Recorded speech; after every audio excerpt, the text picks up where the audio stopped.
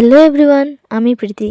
আর আমিও তোমাদের মতো সাধারণই একজন, কিন্তু সাধারণ হয়ে থাকতে চাই না। জীবনে কিছু করতে চাই আর নিজের একটু পরিচিতি বানাতে চাই। তো চলো, ভিডিওটা শুরু করেছিলাম একদম সকাল থেকে। আমার হাতের অবস্থা দেখে বুঝতেই পারছো যে আমি কাজ করছিলাম। আর কি জানো তো, বাড়ির কাজ সবাই একটু ভাগ করে করে নিলে সবারই একটু সাহায্য হয়।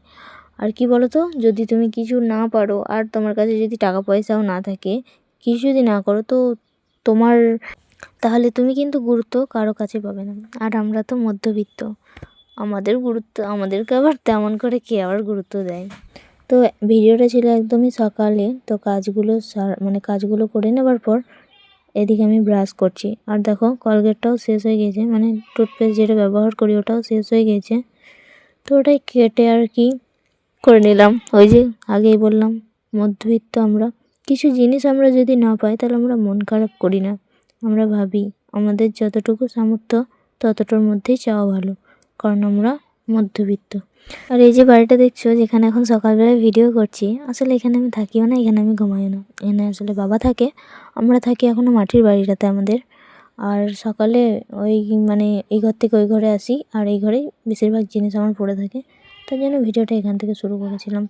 তো তারপর সোয়েটারটা খুললাম, যেহেতু রোদ উঠে গেছে অনেকটাই। এবার দেখি সকালে কি করা যায়। প্রথমে মুড়ি খাবার করতে হবে, তারপরে মুড়ি খেতে হবে, তারপর আবার দুপুরে রান্না আছে। ওই যে বললাম, মা এখন ধান আর চাল করছে, মা একটু ব্যস্ত আছে, তাই রান্নাগুলো আমাকেই করতে হবে। তো তারপর মুড়ি খাওয়ার পর এখানে আমি রান্না চাপিয়ে দিয়েছিলাম। তো আজকে রান্না করেছিলাম ভাত, আর কালকেও করেছিলাম মাছ। কালকের অল্প মাছ ছিল, যেগুলো আজকেও রান্না করে দিলাম।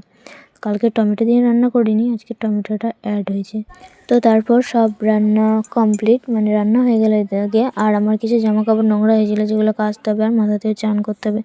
কিন্তু মাথাতে চান করব, একটা কথা ভাবতে ভাবতে আমার কেমন লাগছে, আমার যে হাতে লেগে গেছে। তো চুলে যে কী করে শ্যাম্পু করবো ওটাই বুঝতে পারছি না। তো অনেক কষ্টে চান করার পর আর অল্প জামা কাপড় কাচার পর এদিকে আমি রেডি, অল্প বসে বসে ঢং করে নিচ্ছিলাম। আর খানিক ঢং না করলে তো আমার হয় না। তো চলো, বাইরে এখনও এই যে বললাম ধান চাল দেখো, আর দিকে রান্নাও ছিল, এটা তারপরে আমার সব হয়ে গেছে আর কি। আর আমি ভাবছিলাম রোদে চুলটা অল্প শুকাই, নাহলে আবার মাথা বাজতে শুরু করে দেবে। তো চলো, ভিডিওটা এই পর্যন্তই। দেখা হবে আবার নতুন কোনো ভিডিওতে।